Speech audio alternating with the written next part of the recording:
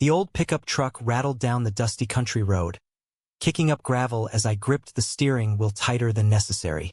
My neighbor, Jake, sat shotgun, his arm dangling out the window, fingers tapping an absent rhythm on the door. We'd barely spoken since leaving the suburbs of Chicago, but the silence wasn't uncomfortable. It was charged, like the air before a storm.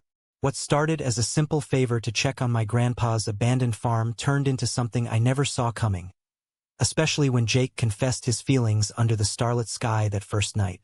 I was 28, fresh out of a dead-end job in marketing, and dealing with the fallout from my family's conservative views on just about everything. Grandpa had passed away 6 months ago, leaving the farm to me in his will. A sprawling piece of land in rural Illinois that hadn't seen a plow in years.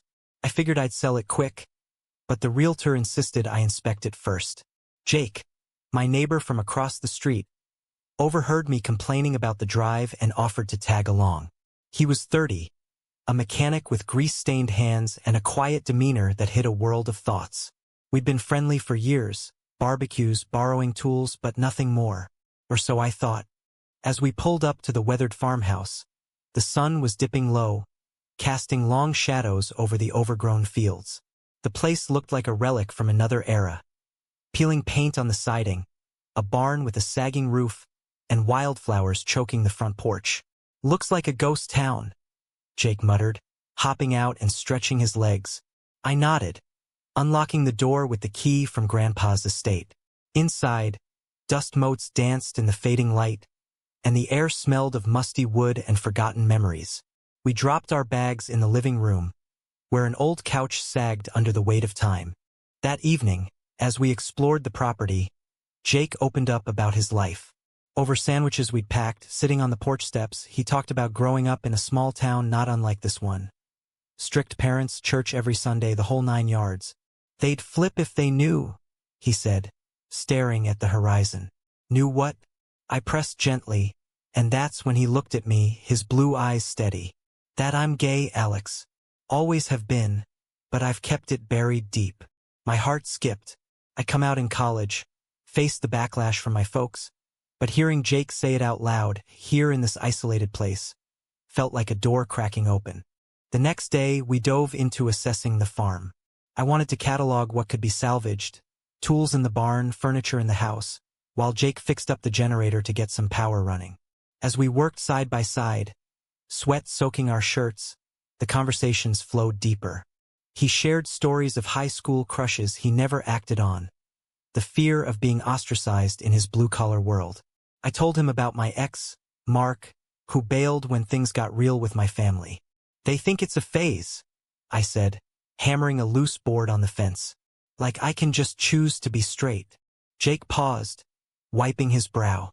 "Choice? Man, if it were a choice, I'd pick the easy road every time." But the farm held secrets of its own. In the attic, rummaging through boxes, I found old letters tied with string. They were from Grandpa to a man named Elias, dated back to the 1950s. The words were careful, coded, but the affection was clear.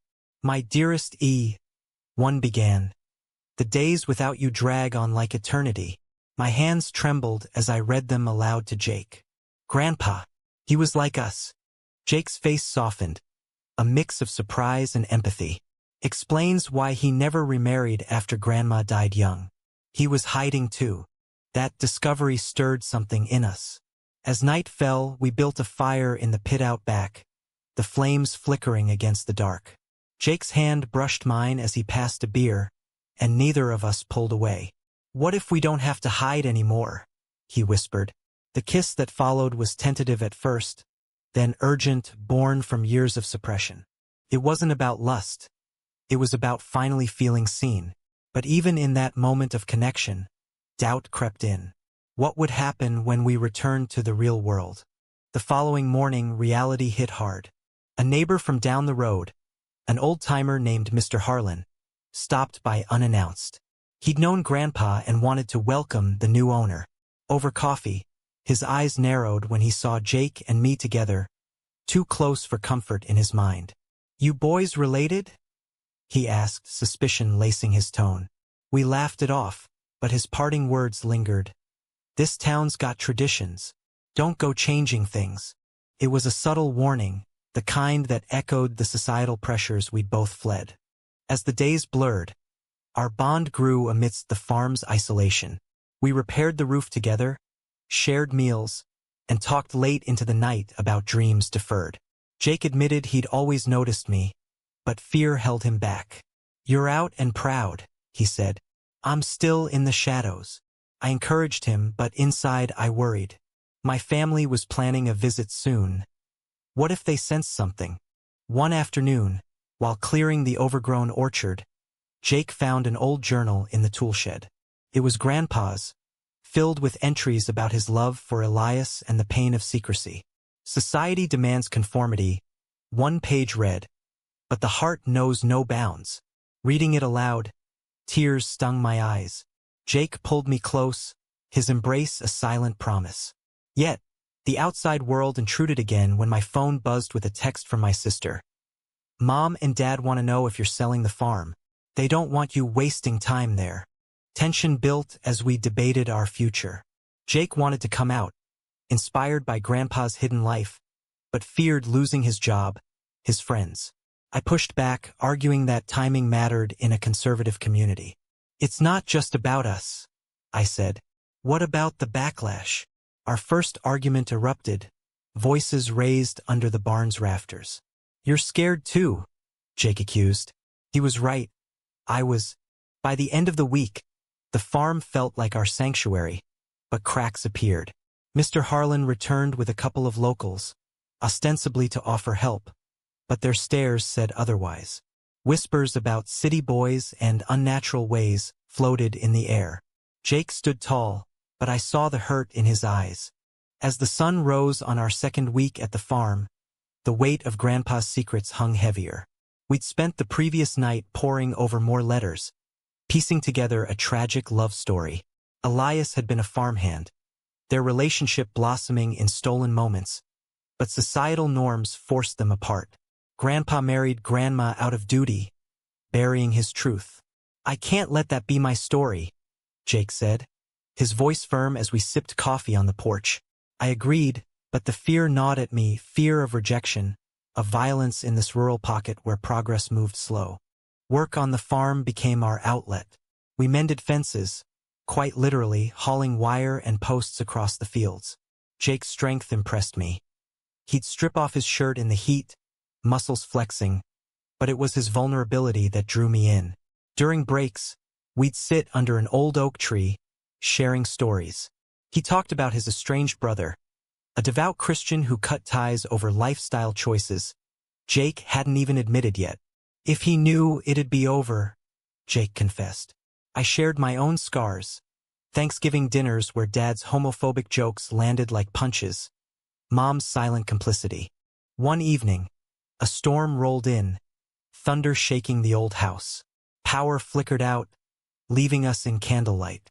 Huddled on the couch, Jake's head on my shoulder, we dreamed aloud. What if we kept the farm? I mused. Turn it into something ours. Jake smiled, but doubt clouded his eyes. And face the town?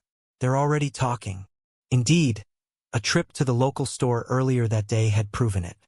The cashier, a middle-aged woman, eyed us suspiciously as we bought supplies.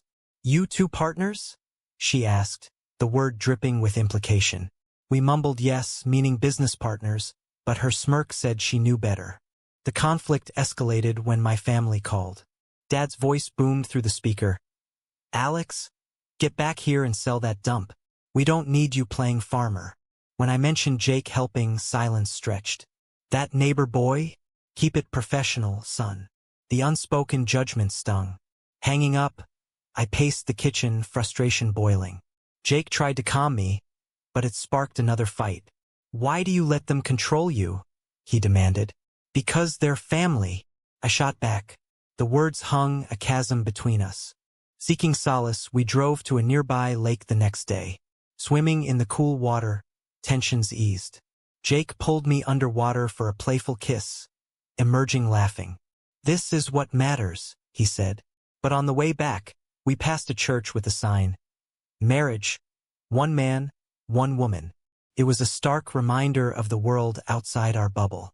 Back at the farm, I dove deeper into Grandpa's past. In the basement, I found photos. Faded images of Grandpa and Elias, arms around each other in hidden spots. One showed them young, eyes full of hope. They deserved better, I told Jake, who nodded solemnly. Inspired, he suggested we honor them by living openly. But doubt crept in. What if it cost us everything? The turning point came midweek. Mr. Harlan and his cronies showed up again, this time with beer, feigning friendliness. As we sat around the fire pit, talk turned to politics. This country's going to hell with all that liberal nonsense, Harlan grumbled. Men marrying men? Against God's will. Jake tensed beside me. I stayed silent, but Jake didn't. Love is love, Mr. Harlan. Who are we to judge? The group fell quiet, then erupted in arguments. Harlan called it perversion, quoting Bible verses. Jake held his ground, face flushed. I supported him weakly, but inside, panic surged. After they left, Jake turned to me. You barely said a word. Are you ashamed? The fight that followed was brutal. Accusations flew, me of cowardice, him of recklessness. I can't do this halfway, Jake said, storming out. He slept in the barn that night, leaving me alone with my thoughts. Guilt consumed me. Grandpa had lived a lie, and here I was repeating history. Morning brought reconciliation. I found Jake fixing the tractor, apologized profusely. I'm scared, but I want this with you. We embraced, the kiss sealing our resolve. But the incident lingered, a harbinger of bigger storms. As the week progressed, we planned our return. Jake decided to come out to his family, emboldened by our time here. I promised to stand by him, yet whispers from town grew louder. A note left on the truck, "Fags go home." It shook us, but also united us. We can't let hate win, Jake said. Exploring further, we found Elias's grave in the family plot. Unmarked, forgotten. Grandpa's final entry in the journal. My love, forgive me for the silence. It broke us, fueling our determination. With only a few days left before heading back to Chicago, the farm felt like a pressure cooker. Our relationship had deepened, but so had the external threats. Jake and I spent mornings working in tandem, our movements synchronized like a dance. Afternoons were for reflection, lying in the hayloft, hands intertwined. This place changed everything, Jake murmured. I agreed. It unearthed not just Grandpa's secrets, but our own buried desires. But society wouldn't let us forget. A call from my sister amplified the divide. Dad's ranting about those people again, she said. Be careful, Alex. Her concern masked disapproval. When I told her about Jake, not everything but enough, she sighed. Just don't make waves. It infuriated me. Hanging up, I confided in Jake, who suggested inviting them to see the farm. Show them we're real. I hesitated. The risk was high. Meanwhile, the local community stirred more trouble. At the diner in town, we overheard gossip. Those two up at Old Man Thompson's place, acting suspicious. Eyes followed us as we ate. Jake squeezed my knee under the table, a silent reassurance. But on the drive back, he voiced his fears. What if they do something? Vandalize the farm? I dismissed it, but unease settled. That night, we hosted a small barbecue. Just us and a young couple from nearby who'd seemed open-minded. Sarah and Tom arrived with pie, chatting amiably. But when talk turned personal, Sarah asked about our friendship. Jake, bold as ever, said, more than friends, actually. Tom's face hardened. Didn't peg you for that. The evening soured, them leaving early with polite excuses. See? Not everyone's ready, I told Jake later. He shrugged. Change starts somewhere. The next day brought a bombshell. Sorting mail forwarded from home, I found a letter from Grandpa's lawyer. Enclosed was a deed amendment. The farm was to be preserved as a sanctuary for those in need. Vague, but with the letters it clicked. Grandpa wanted it for people like him, like us. He knew, Jake said, awed. We decided to honor it, perhaps turning it into a retreat for LGBTQ youth. But first, we had to face our demons. Conflict peaked when my parents arrived unannounced. Dad's truck pulled up as we were painting the porch. Mom hugged me stiffly, Dad shaking Jake's hand with a firm grip. Over lunch, the facade held until Dad spotted the letters on the table. "What's this nonsense?" he barked, reading one. His face reddened. "Your grandpa." "No, can't be." I explained calmly, but he exploded. "This family's not like that. And you bringing this influence here." He glared at Jake. The argument raged.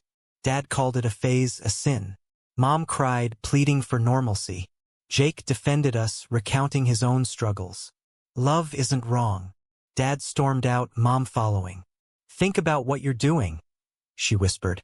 Alone again, Jake and I collapsed, exhausted but closer. Recovering, we explored the woods behind the farm, finding a clearing where Grandpa and Elias likely met. Carved into a tree, G and E forever. It renewed our hope. But back at the house, vandalism awaited. Windows smashed, slurs spray-painted on the barn. "Told you," Jake said, voice breaking. We called the sheriff, who downplayed it as kids' prank. Frustration boiled. This was hate, pure and simple. As we cleaned up, Jake questioned everything. "Is it worth it?" I held him.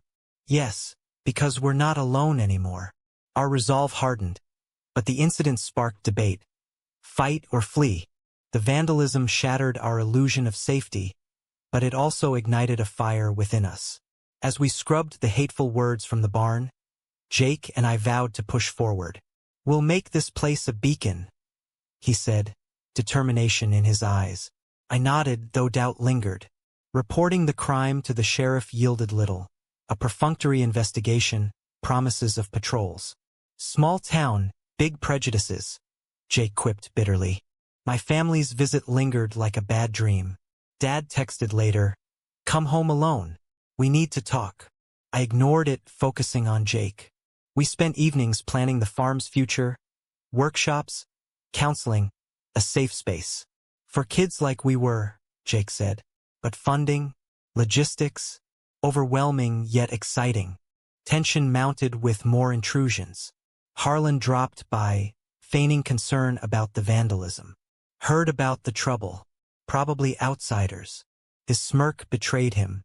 When Jake confronted him about the town's attitude, Harlan bristled. "This ain't San Francisco. Respect our ways." The exchange ended tersely, but it highlighted the societal clash. Tradition versus progress. Internally, our relationship strained under pressure. One night, after a long day, Jake snapped over a minor disagreement. "You're still holding back," he accused. Truth was, I was terrified of losing family. We argued, slept apart, but morning brought apologies. "We can't let them divide us," I said. Reconciliation deepened our bond. Emotions raw. A breakthrough came via an unexpected ally. Sarah, from the barbecue, returned alone. "Tom's old school, but I get it," she confided. "My brother's gay. If you need help." Her support was a lifeline, proving not all were lost. We shared Grandpa's story. She teared up. "That's beautiful. And sad." Emboldened, Jake called his family. On speaker, his mom's shock turned to tears. "I love you, but give me time."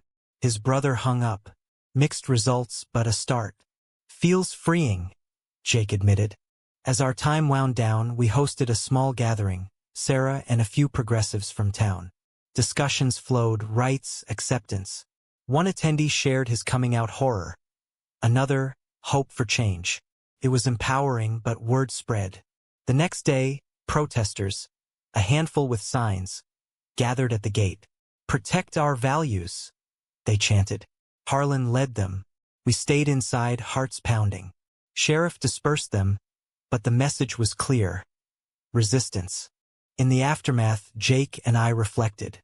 "This is the fight Grandpa avoided," I said. He nodded. "But we're stronger together." The final night, under stars, we made promises. No matter what, us first. The kiss was tender, full of future. Packing up, uncertainty loomed. Back in Chicago, would it hold? Returning to Chicago felt like emerging from a dream or nightmare. The farm's isolation had shielded us, but suburbia brought reality crashing. Jake moved some things into my place, a quiet commitment. Temporary, he said with a wink. But whispers followed. Neighbors glancing sideways, my family icing me out. Work resumed, me job hunting, Jake at the garage. Coworkers ribbed him about the vacation. But when he came out, reactions varied. Some supportive, others distant. Lost a couple friends, he told me over dinner. I nodded, sharing my own. A recruiter ghosting after seeing my social media pride post. Family drama escalated. At a forced dinner, Dad lectured, "This phase ends now." Mom mediated, but weakly. When I mentioned Jake, Dad exploded. "Not under my roof." I left, heart heavy. Jake comforted me. "We'll build our own family." The farm's legacy pulled us back weekends. We started renovations, Sarah helping. Word of our plans spread. Donations trickled in from allies. But opposition mounted. A petition to block immoral activities. Harlan spearheaded it. "This town's not changing," he declared at a meeting we attended. Jake spoke up. "Change is inevitable. Love wins." Cheers and boos mixed. Personal toll grew. Jake's brother disowned him. My sister mediated secretly. "Give them time," she urged. But time revealed cracks. Arguments over risks, me wanting caution, Jake pushing forward. A climax hit when vandals struck again during a visit. Waking to flames in the barn, we extinguished them barely. Arson investigation pointed to locals, but no arrests. "Enough," I said, fearing for our lives.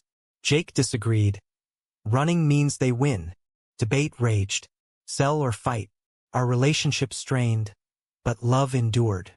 Months later, the farm stood as a budding sanctuary. First guests, troubled teens. Their stories echoed ours, healing us. Yet questions lingered. Had we chosen right? Was sacrificing family ties for personal truth the ultimate act of courage, or a selfish mistake?